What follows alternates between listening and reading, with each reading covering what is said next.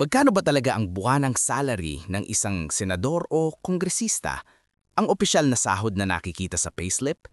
Ayon sa Salary Standardization Law ng Pilipinas, ang mga senador, kongresista, pati na rin ang vice-presidente at mga nasa Korte Suprema ay nasa salary grade 31.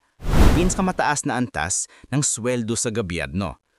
Ang buwanang sweldo ng isang senador o kongresista na nasa salary grade 31 ay nagsisimula sa Wow! 285,813 pesos at maaaring umabot pa sa mahigit 312,000 Oh, pesos. wow! Depende sa kanilang step increment. Pero teka, syempre hindi lang yan ang kanilang tinatanggap.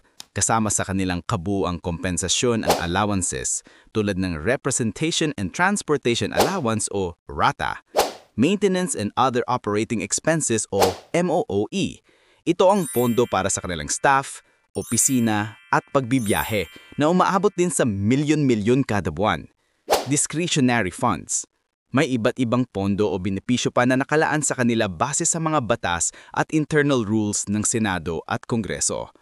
Sa madaling salita, ang sweldong nakikita natin ay isang bahagi lang ng buong benepisyong tinatanggap ng isang mambabatas. Sa laki na ng kanilang sweldo at natatanggap, bakit pa nila nagagawang mangurakot?